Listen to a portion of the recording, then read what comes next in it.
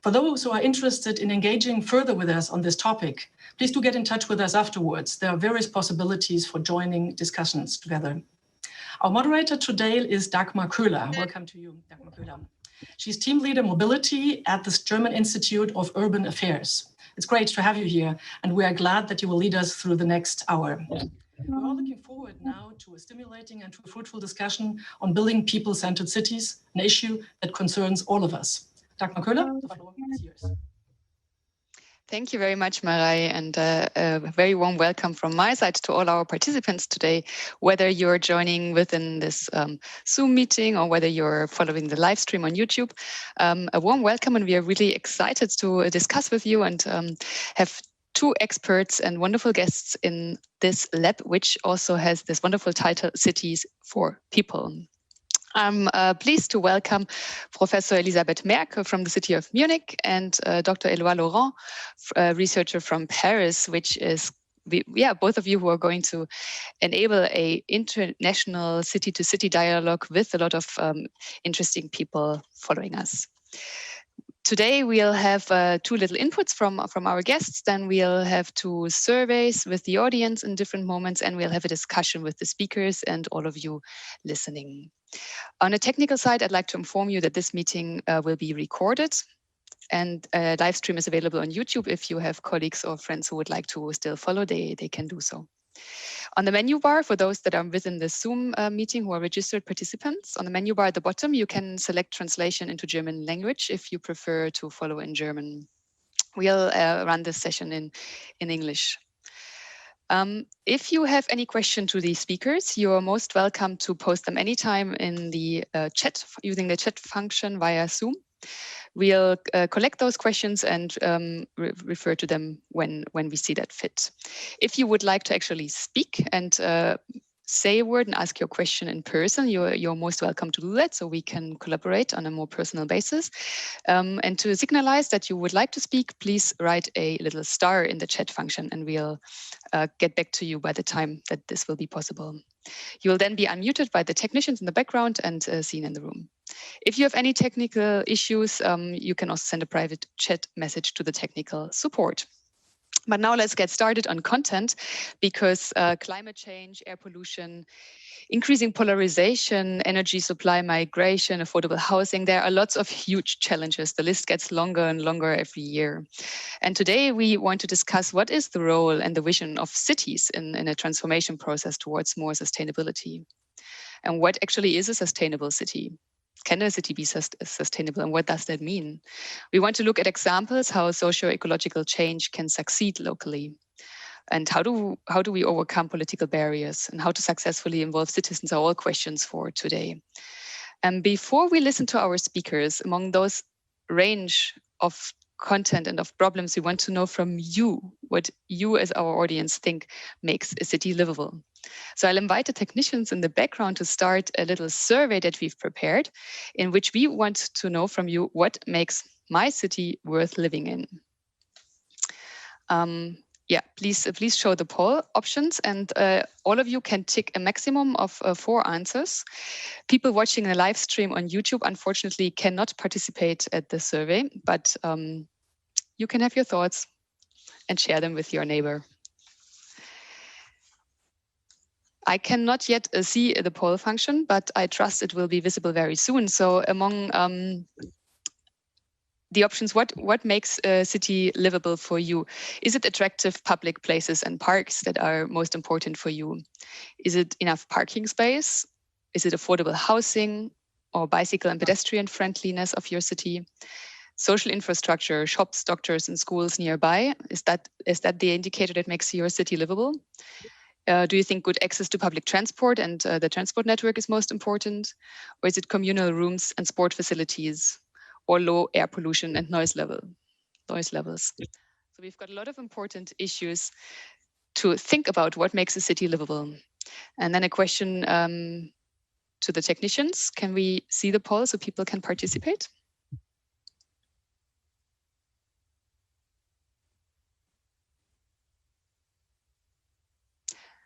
I cannot see the poll. Ah, yes, there we got the answers already. Great, thank you. An overwhelming 81% says attractive public places and parks are of most importance.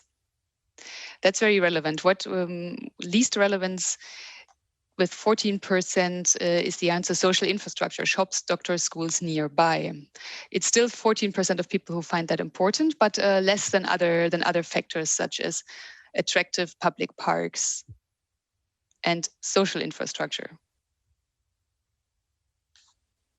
So we have this answer actually twice. So it is very important. It's not the least important. Okay, we will reflect on those results with the speakers and discuss the relation. The answer is gone, unfortunately. But so then I'll suggest we'll reflect on this later, and we start to look into 2 examples of cities and look what they've done, especially with regards to being attractive places. We'll take a first look at Paris, and I'm welcome to introduce Dr. Éloi Laurent, who is professor at the School of Management and Innovation at Sciences Po in Paris. Sciences Po is at the Center for Economic Research, the most prominent university in the country that produces a lot of high-level politicians for France. Éloi Laurent also teaches at Pont Paris Tech and is a visiting professor at Stanford University. His work focuses on the link between sustainability and well-being, and sustainability and justice in a social and ecological sense.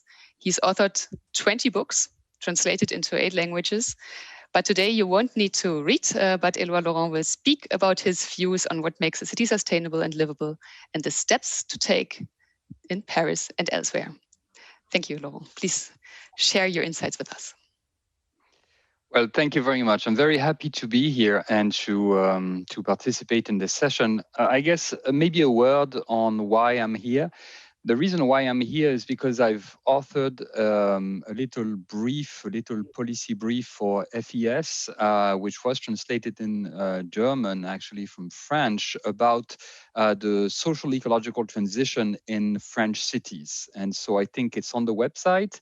The reason I'm here is because I want to talk about Paris. I was asked to talk about Paris, but I think Paris takes place, what's happening in Paris takes place in a broader context in France, which is that you had some municipal elections in this year, and you had very important victories in important cities such as Bordeaux, Marseille, Strasbourg, Grenoble, and Paris of candidates actually running on a social ecological platform. And so I think you can already see the translation, not just in Paris, but in French cities in general, of this idea that social ecological policy is really gaining momentum in France at the municipal level. So I first want to make a very general point, which is that we don't know exactly what a city is. As strange as it seems, we are living through a universal urban revolution. The urban revolution is taking place all over the world, basically, for the last 30 years, and it's accelerating.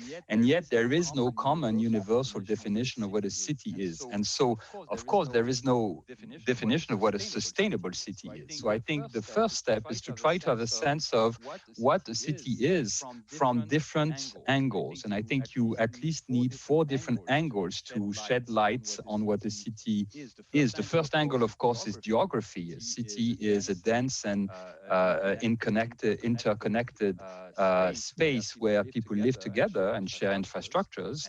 And so here you have the question of mobility, the question of whether you can whether you are submitted to these flows or whether you control them. And so the question of interconnection is very important.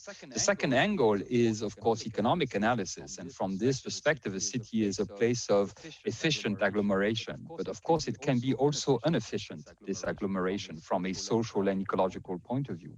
But urban economics really, puts the emphasis on the question of agglomeration and spread, for example, and the trade-off between the two, on the question of transportation and housing cost.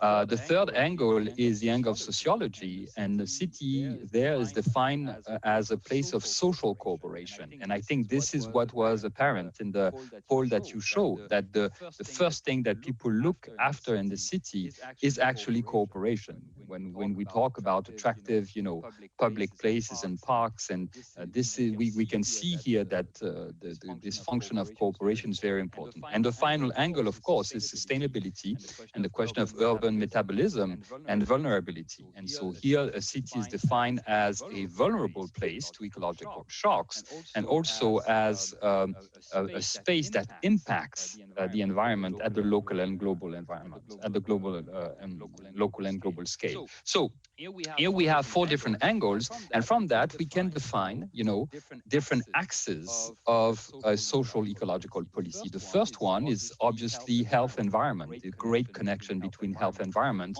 on the question of mobility. The second axis is the question of environmental justice, so urban environmental justice. The third axis is the question of urban well-being. How do you measure it? How do you conduct, municipal affairs with what kind of indicators, following what kind of metric? And the fourth angle is the question of obviously vulnerability, adaptation, and mitigation of environmental crises. Now, to get back to Paris, or to talk about Paris, I think Paris is quite remarkable because it's really a city that has existed in terms of governance since the late 70s. There was not a mayor for political reasons before the 70s. So it's very interesting and quite unique in terms of, the global cities. But in those 50 years since we have had an autonomous governance of Paris, environmental issues were basically sidestepped, at least up until the beginning of the 21st century. Paris was basically not interested in environmental issues before 2000, basically. And then it really turned, it took a really strong turn, a dramatic shift towards environmental concerns, and especially towards, mitigating air pollution, which is a huge problem in France and urban French spaces, and especially in Paris. And so from that point on, in the last 20 years, you see an acceleration of environmental policy. I think the interesting thing is that it is combined with social policy. So I will take, a very specific case, which is the policy that the current mayor, Anne Hidalgo, who is one of the rare, female mayors of global cities in the history of global cities, basically. So Mayor Hidalgo was just re-elected, and she really ran away, I would say, from a party and toward, an environmental candidacy. So you see on her posters in the streets, there was no mention of the fact that she's socialist. All of the backgrounds were green, and she ran as a green, basically. And as a combination of the social and the ecological challenge. And she is transforming Paris in an unprecedented way when it comes to the first axis, which is health environment related to mobility. You can see in Paris basically bike lanes popping up almost every day. I was away for the summer, and I went back, and the streets of where my children go to school is now closed to cars. It was not the case 2 months ago. I look, through the window, and I can see new bike lanes that were not here a month ago. I was born in Paris. I never saw this quick transformation in any kind of. And so there was a first attempt to first reduce car traffic, and now to really, put back bikes within the city where they were, in a sense, in the beginning of the 20th century. We know that European cities basically crowded out those bikes to make way for the cars, but that bikes and trams, were there in the beginning of the 20th century. It's just that they are returning now. And in French, we call this the Vélo-Russion, meaning, it's a play on words with révolution, and bike in France is vélo. So that's the Vélo-Russion in the sense of the revolution, the biking revolution is really happening. You have a 60% increase in bike purchases in Paris. Everyone is buying electric bikes. And this is also because, in a sense, accidents have happened in the last 1 year and a half that have greatly accelerated those policies. So the infrastructure was, designed as exactly at the moment where people were driven away from public transportation, for example, because of the very important strike that we had, transportation strike. And then you have the COVID-19 striking, and all those accidents, accelerate even more the transformation of Paris. So you see air quality, to be very precise about indicators, air quality is improving dramatically in the last 10 years, in the last 15 years, since we really, decided to do something about it. And so Paris is now having almost, 75% of days with good air quality in the year. It was just 45% 15 years ago. So that's a dramatic shift toward quality. So you see mobility. And once again, this is combined with social policy. That's really interesting, because in Paris you have different forms of financial aids for people wanting to move from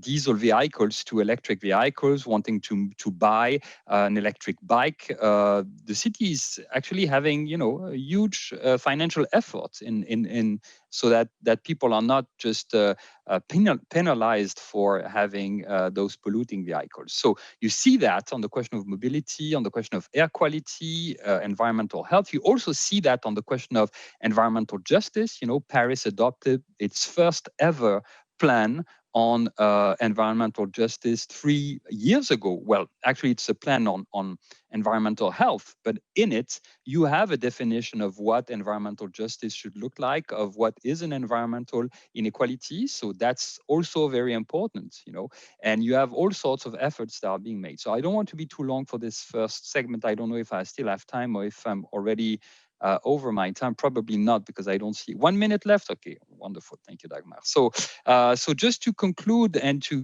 give the floor to my colleague from Munich, I think Paris is a very interesting case study of what, a very old city, of how fast a very old city can actually change towards, social ecological transition. I would say this is the most important thing about Paris right now.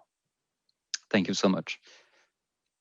Thank you very much, Éloi, Laurent. This is fascinating insights, and Paris has made the headlines in the past and recently, especially, I think, during the COVID-19 crisis and the lockdown. Paris made big news with the cycling infrastructure, the short-term measures, the long-term mission, the plans of a massive bicycle infrastructure project that is now being implemented faster than it had originally foreseen. And on the mobility world where I come from, also myself, I'm working on transport and mobility. Paris has become a really major landmark in Europe to see what's possible. Lots of interesting points also, what accelerates policies. We'll surely get back to this point in the discussion. But before we dive deep into these points, we'd like to take a look at Munich. Very much welcome, Professor Dr. Elisabeth Merck. You are an elected official in Munich. You have been re-elected in 2018 for a third period.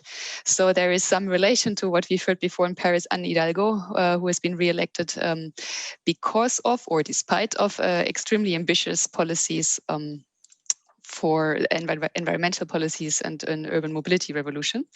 But back to you. Before working for Munich, you have been working in urban planning and urban development in Halle-Saale, a German town in Sachsen-Anhalt, and you've also before been in Munich and Regensburg for urban design. You're an architect. You've studied in Florence in Italy, and you're also a professor in Stuttgart and Munich. We are excited to hear what an architect's view and a politician's point of view on Munich is on these matters. Thank you very much. I hope you can hear me all. Thank you for inviting me, and I'd like to share the Munich experience with you. And DIFU, thanks to DIFU, because among the German cities, I think you really give us always a very good backup for our problems and discussions. So I like to point out aspects on 3 different dimensions in time and space. That means, on one hand, long-term strategies, midterm strategies, and short-term necessities, if I can say it like that. Munich has a very long tradition in planning and was among the first cities in Germany to establish a social land policy since 1990, which was very early, and also a program for affordable housing, because this housing problem is about 100 years old in Munich, and all our efforts are always, let's say, too short. Munich is not such a big city as Paris, and I know about the density of more than 20,000 inhabitants per square meter. We only have 4,400 something, but it's also a psychological approach to density and urbanity and the perception of that. So we have a long-term strategy, an integrated master plan called Perspektive Munich, which tries to connect different perspectives as spatial issues of land resources and related also to agglomeration. I think it's not so far from that what my colleague said. Mobility and environmental issues, social justice, and also the quality of life in the neighborhoods, and climate change. And here we have a legal framework which is, I think, a little bit different than in France and in Paris. Our authorities are on one hand of the federal government, and then on the other hand, we have these Länder, and in our case, this is Bavaria government. This seems important to me because the spatial policy is very strong related to governmental authorities and legislation. And when I'm developing a strategic master plan for the next, let's say, 20 years, which takes care for ecological and social change, it must be, in my opinion, related with the regional planning and regional authorities. As we know, climate issues or traffic as well, and Pendlerverkehre, I'm sorry, I don't know this word in English. So people going by car and by transport system into the city in the morning and they go out, all these problems we only can resolve on a regional level. So my first key point is that we need new relationships in the transformation in between the administrational boundaries. My second point is, on my opinion, probably the most important aspect in transformation, because it's the people itself, our citizens. And our Munich experience shows that the spatial dimension of a city district, we call it quartier, like quartier in France, it's a good scale, on our opinion, for urban prototype experience and studies, and also for implementation, because it refers to a daily urban space and a daily urban experience by everybody.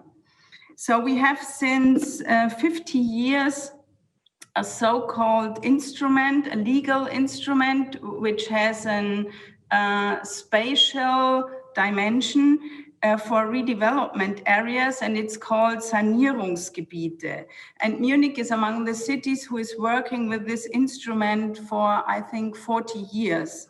We have several redevelopment areas, and this is regarding the existing city, not new developments on the boundary of the city. And this existing city is very important for the transformation, in my opinion. And we have some redevelopment goals, especially related to green energy and to energy justice, and the quality of the public space. And there is quite an important link to mobility change. a strong synergy with mobility concepts as more space for pedestrians, new bicycle lanes, green infrastructure. And we experience this sometimes in the area of a city district with our colleagues and the citizens itself by city walks, and we show them what we can improve.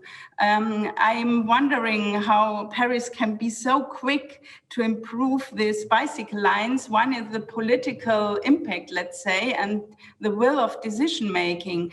But we also have a lot of citizens in our city districts who are very insecure what could be the right answer. To have more bicycle lanes, yes. To have less parking space, no. And how can you deal with that? So participation with and among the citizens, I think it's one of the most important things for neighborhoods and democracy in cities. My third aspect is related maybe stronger to my experience as an architect. Aesthetics and architecture matters in transformation, in my opinion.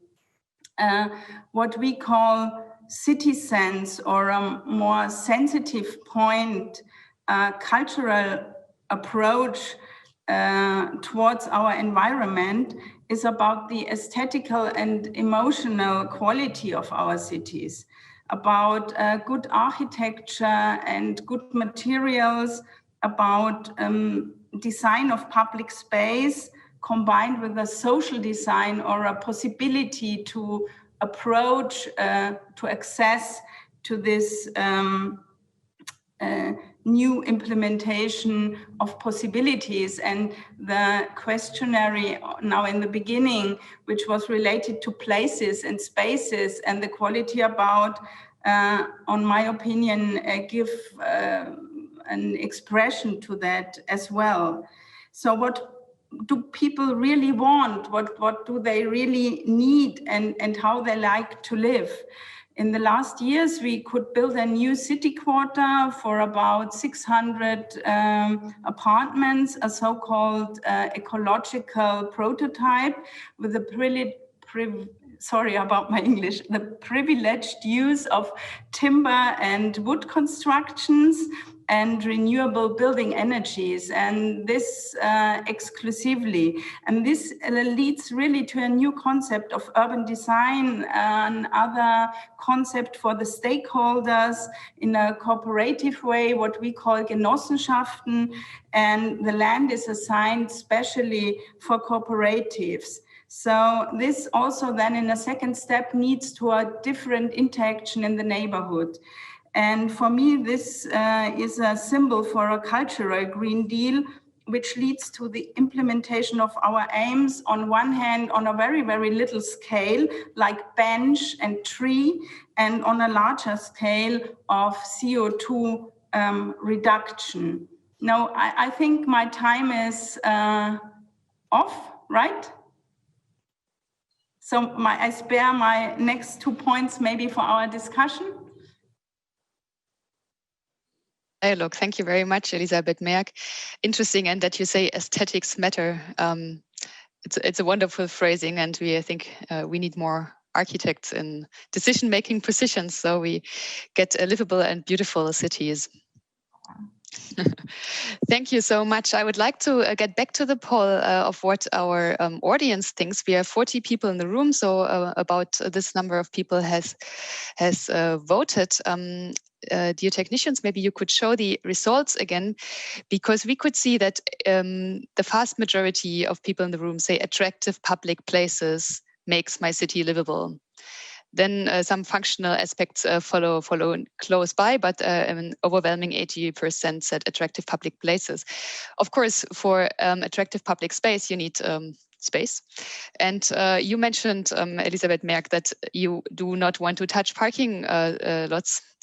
That's an impossible thing to do. And at the same time, in the poll we just had with the audience, 0% answered that parking space is what makes their city livable. So I invite you both panelists to reflect on this. Yeah. No. Can I speak? Yes, please. I like to do it, but it's a very conflict argument. So it's not that we have plans to do it, and we are going forward also very quickly since last summer, because also we had election and now we have a green and socialist government again. But it's not an easygoing issue. I just wanted to point it out that it's not so easy, because the discussion among the citizen itself, it's not so easy. If they have to vote, they say, okay, we don't like parking, but then they need it. And we have these discussions in our city districts and also in the city parliament. It's not so an easygoing issue. That's what I wanted to point out. We do it, but it's not so easy. Maybe there are some aspects from Paris which we can use also in Munich. Thank you. Yeah, it's certainly a heated topic, parking spaces, and there's always this conception that people will not give up on their parking lot, but giving these poll results, maybe it is a misconception. What do you say from your Paris experience? Well, I would like to comment on the poll in general, which is that people are saying that they want attractive public spaces. I think it's a very interesting way of putting this issue, because attractive is how most cities would like to reflect on the rest of the world. A city likes to be attractive. You have a number of indicators. For example, when you look at how quality of life is being measured by international indicators, such as the Mercer Index or the Economist Intelligence Unit Index, it's always about a city being attractive, so attractivity or attractiveness in the economic sense. And that's very troubling, because when you look at the methodology of those studies, so you see them, in the European press, and they would say, oh, Vienna, for example, is the most the best city in terms of quality of life. But when you look at how those indicators are actually built, they are based on the preferences of people that do not live in cities. So it's very strange, this idea of, attractivity or attractiveness policies, which is that you are basing public policies in cities on the preferences of people who do not live in it. And so I think the point of departure for a public policy of a city is not to attract foreign capital or not to attract new people not living in the city. It's actually to start with the preferences of people living in the city. That is, to start with the well-being of people. And there is no one European city that is governed by the preferences of its people, expressed in a well-being index. The work we are doing right now, for example, in Geneva, is to try to have a huge survey of what people want for their cities. So, for example, this is a poll on a very small sample of people that may be representative of such and such city. But I can tell you for a fact, because I've spoken with the mayor cabinet, that, for example, the mayor of Paris has no idea of what the people in Paris really think about their well-being. Of course, we have elections, and you can say, well, elections reflect preferences, and so it's a way of expressing preferences. But it's very different to have elections and to have surveys on the well-being of people. What dimension of their well-being do they really value? Is it public space? Is it something else? Is it public transportation? Where are the gaps in terms of well-being? Okay, and we now have the big data technology that allows us actually to have a permanent survey of, let's say, a sample of 30, 40,000 people of, in a city of 1 million intramuros, and then maybe 3 million people like Paris. If you take a wider definition, the Grand Paris, the Great Paris, okay, the metropolitan area, it's a good sample, to have a sample of, let's say, 30, 40,000 people, and ask them, on the scientific basis, a robust, questionnaire about their well-being, and then to try to discuss those dimensions of well-being, to see where are the trade-offs, where are the synergies, because you cannot have it all. Most people would say, well, I want everything. I want health, I want, environmental quality, I want economic activity, I want cultural amenities.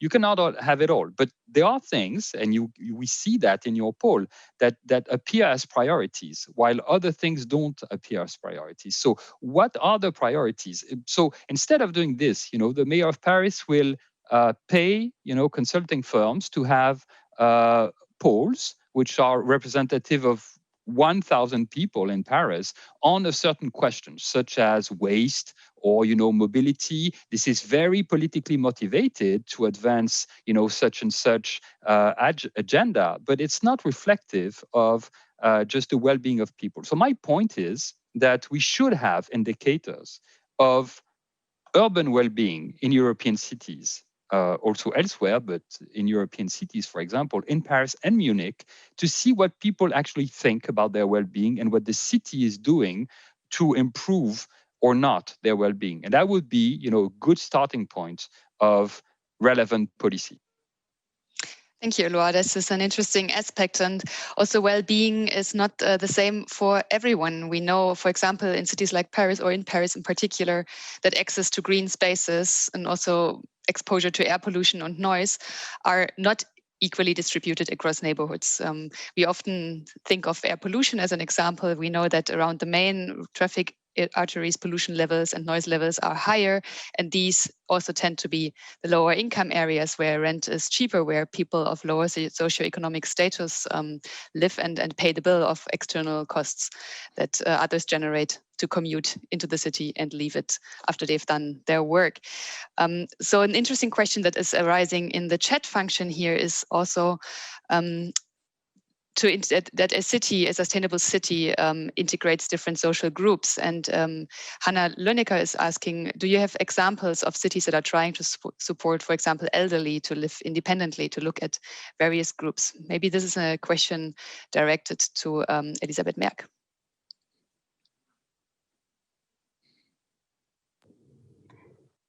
Yes, thank you. Can you hear me again? Yes. Yes. We have several studies where people live and how they like to live in the different city districts of Munich. We have 25 districts. They are not so big, of course. And it's very interesting that they often prefer structures from also the 70s, because green space, social infrastructure, and transport system are very good organized. Our building companies behalf the municipal government, we have 2 of them,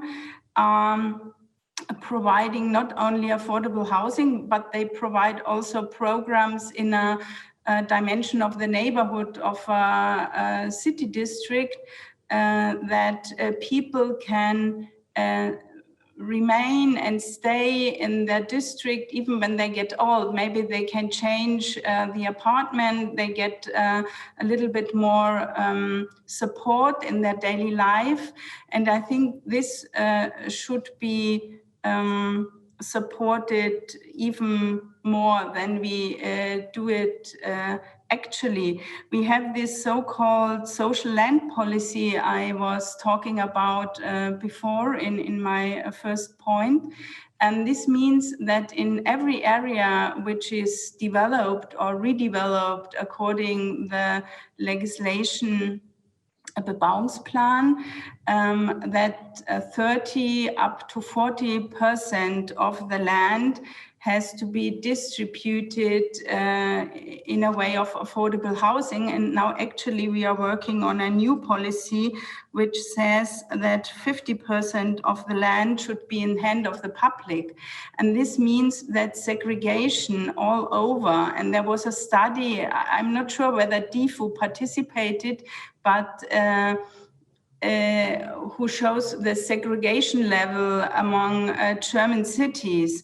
And Munich had a very good benchmark, even if the price of our ground and the economic increase is a very big problem in our city. So this means that we can do something if we consequently make a mixed use in all areas we develop. We don't have these gated communities, and I think this is a very good aspect also for the elderly people.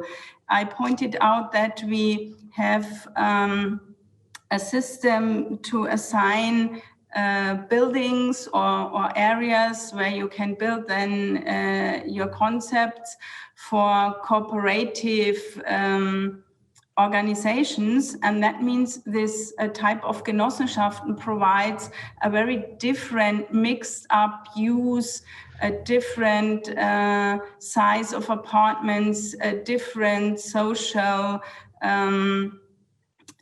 user.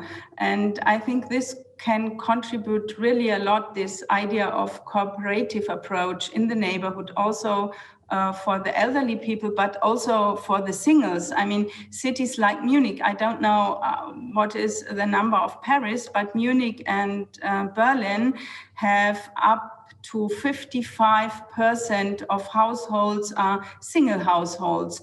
And they are not all rich, nice, and young. They are, let's say, all over. And also for them, we need an approach in this neighborhood. And this cooperative idea, I think it could be a model also for mobility, for a lot of aspects that we can share in a certain area, and then it becomes a critical dimension and it becomes affordable. I think we have a lot of pilot projects and a lot of good ideas, but we need to get them in a bigger dimension in our cities. Thank you. I would like to come back, Dagmar, to the question in the chat, which I think is very, very interesting about the elderly living in cities and urban spaces. I would like to go back to an episode which I think is a matrix for what will happen in future years, which is the 2003 heat wave in Europe. Because of the 2003 heat wave in Europe, we lost 70,000 people in Europe. 70,000 people, right? We are talking right now of COVID-19 and, you know, the amount of people that we have been losing. In France, we lost 15,000 people in a matter of a few weeks in August 2003 because of temperatures which were extremely high in the day and not going down in the nights. And so people gradually lost their lives. On August 13, 2003, alone, we lost 2,000 people, right? And when you look at the breakdown of those people, 90% of them were 65 years old and older, right? So in other words, and when you look then even in a finer way at the question of social isolation, you see that social isolation was a major factor in the risk of dying. And so in other words, from a social ecological perspective, we have in Europe a very clear challenge when it comes to heat wave. We know that we are going to have more and more severe heat waves. They are going to be more frequent and they are going to be more intense. Last year in France and Germany, we broke records in Paris and Berlin, historical records in terms of temperature. We are talking about 45 degrees Celsius heat, you know, in a city which has a temperate climate like Paris. This is already happening. The French Meteorological Institute says that we are going to have, at least starting in 2020, a severe heat wave every year. You know, we lost thousands of people last year in France because we had 2 major heat waves. The people are going to be affected by those heat waves, first and foremost, are going to be the socially isolated elderly. And so the question in the chat, which was, how do we make sure that they can live autonomously, is also about how we can make sure that they survive ecological shocks going forward. That's true for COVID-19. It's also true for heat waves. And this is a matter of social ecological policy. You know, we have a national plan in France which was actually decided after the 2003 heat wave, whereby municipalities have to set up registers of older people. And when you reach a certain threshold of alerts in terms of heat, then you need to have them contacted and to see how they are doing in terms of hydration, their possibility of going to the food store, etc., etc. We have studies showing that this is not working. People are actually not registered properly. People are not being contacted properly. So what could be a social ecological policy, which would be just, to take care of the most vulnerable people in terms of ecological shocks, is a good idea, but is actually not working. So this is a major challenge for a city like Paris. How are we going? Because Professor Merck is absolutely right. We have two kinds of single people in big cities like Paris. We have the young ones, who are living alone, and we have the elderly. You have those two groups in a sense. At the bottom and at the top of the demographic scale. So young people, active, single, working professionals, and then older people also alone. And of course, they are not vulnerable in the same way when it comes to heat waves. So we know we are going to have those shocks. How do we protect people from a social ecological point of view? And social isolation in relation to ecological shocks is a major, major topic for European cities, going forward. I would like to take this point up and talk further about the impact of these measures, because we do conclude that socio-ecological policies benefit the most vulnerable people, but we do see that there are consequences that are not intended. And I'd like to ask both of you how you deal with them, because one example first for Munich, Elisabeth Merck, is all these policies that, for example, improve air pollution, that slow or that reduce traffic, external adverse impacts of traffic, or traffic calming measures, they usually very often lead to gentrification, which means housing prices rise and the actual population of a certain area can no longer afford to live there over time. That's an unintended consequence. Or if we look to France, we had the yellow vest movements, the Gilets jaunes.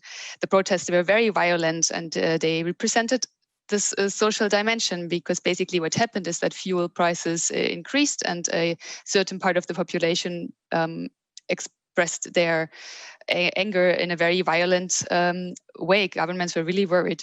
So what does this tell us about the dynamics of change and its social impact?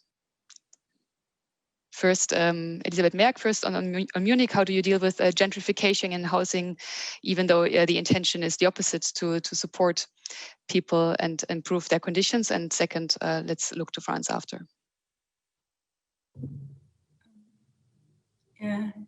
Yes, now I opened it. Okay. Yes, as I pointed out, we have this land use social policy, which I can't translate probably exactly in English. We call it SOBON, sozial gerechte Bodennutzung, and we have it as up from the 90s. But this legislation on the ground, or the resource of the land in Germany, is related to a governmental legislation. So all what we can do by the hand of the municipality, we are doing. We also have another instrument which is related to the existing city structure, which is called Erhaltungssatzungen, which means that you are not completely free in that area to sell apartments and to make from one house 20 apartments. Also here we have this legislation on a municipal level since more than 25 years, but this shows that federalism on one hand has big opportunities. On the other hand, the federal government should make more decisions in terms of governance of the city and governance of this problem. Munich was among the first. 50 years ago, our former mayor, Hans-Jochen Vogel, made a demand in the federal government. And now last year, with 93 years, he did it again. And I think we need really a movement for justice, that the use of land should be not a part of the stock market, of the Börse, of the stock exchange. It should be a common good, which can't be given to the free market. This is what we are dealing with on a little scale. I think we are quite successful, but it's too weak. We need the support of our federal government in this. Of course, we do little things on a scale, what we were talking about before, with nature and relationship, nature and city, related to the density. We try to respect air corridors, or also on a regional level. And we go from macro to micro. Last year, we transformed a lot of parking spaces into so-called parking lots with little green spaces. But this land use is really, I think, a dimension like water, and also the soul, like an organic system on a biological point of view, which should not be a product or a thing to sell in the international market. And what does let me try to answer very quickly, because I see the countdown, so I hope we are not going to explode after that, or maybe the chat is going to explode. We don't know. So to go back very quickly to the yellow vest, yes, you're right, Dagmar. It was a fascinating example. I call this the first social ecological revolt in French history. That was a revolt that was triggered by the price of energy.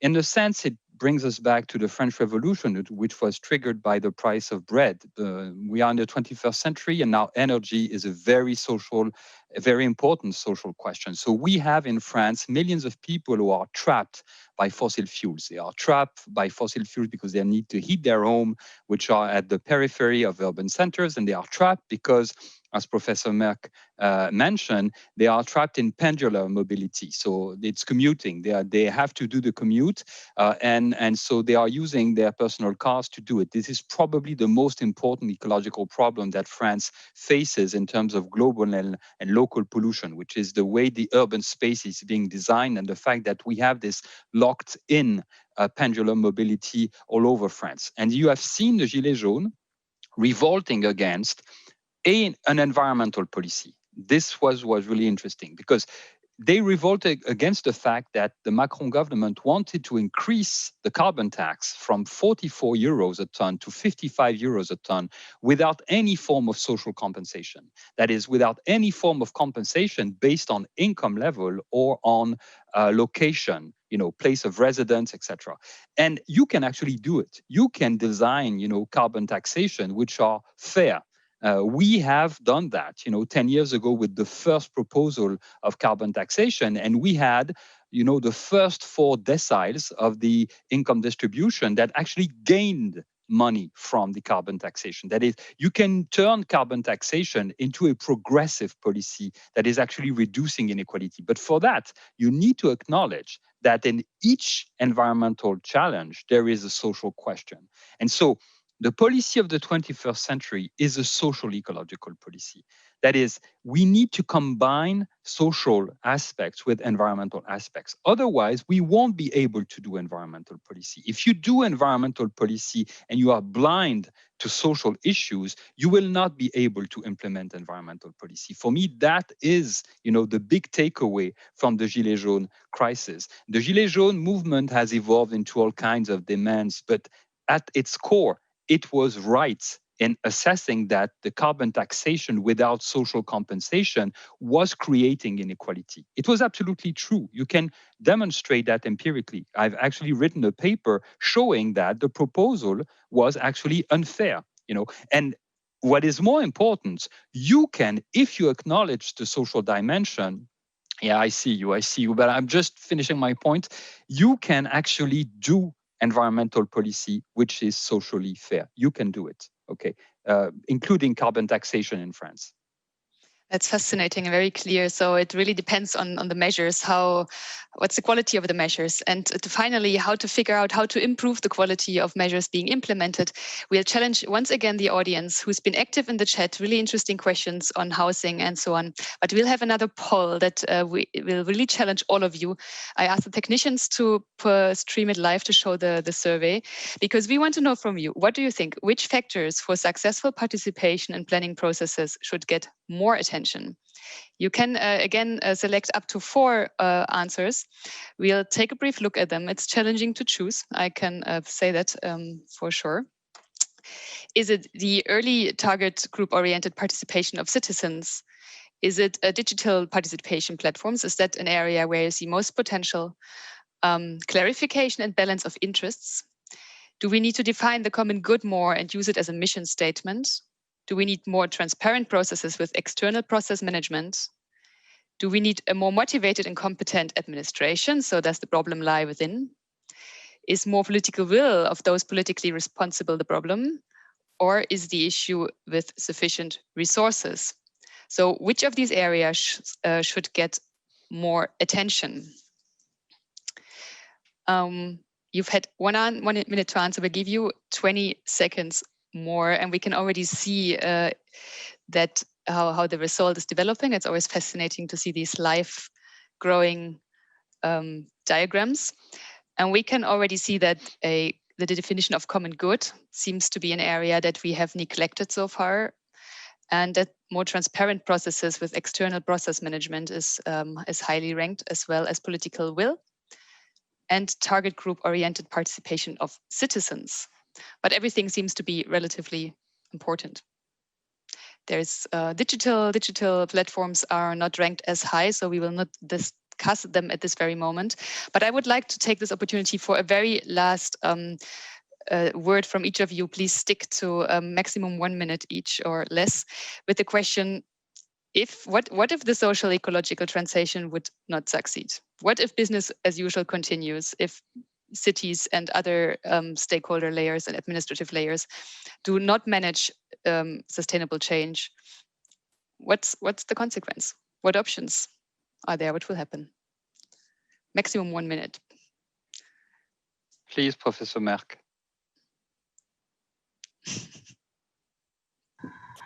I'm an optimist, and I think people will take the responsibility if political decision makers are not willing to do it. And so I think it's about the identity of our cities and the emotional quality.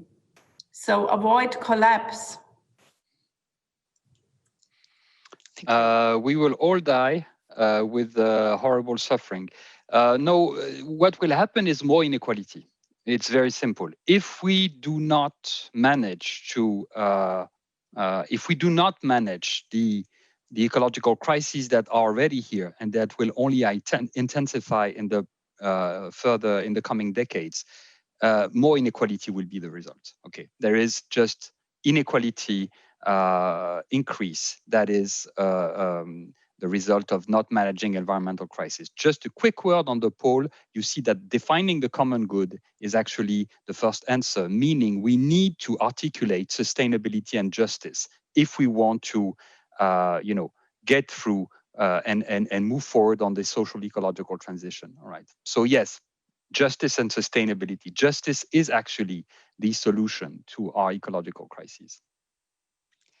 Thank you so much. That's a very clear message. Define the common good. Justice is the only way. A clear message to the Social Democrats who are preparing for the next election cycles. And I thank you very much, Elisabeth Merck and Éloi Laurent, for your interesting contributions. I thank all our participants for your involvement, for answering the polls and asking your questions in the chat, even though we did not manage to cover them all. I would like to thank the technicians that made it possible, and especially Friedrich Ebert Foundation, Mareike and Marij, for facilitating that we were able to meet here today. For the audience, in 10 minutes at 12:40 in the same room, the next session will be a focus session. It's titled Europa voran, wie der europäische Green Deal jetzt umgesetzt werden muss. I hope all of you have a wonderful day and lots of insights for the rest of this event. Thank you all. Thank you so much. Bye-bye. Bye-bye.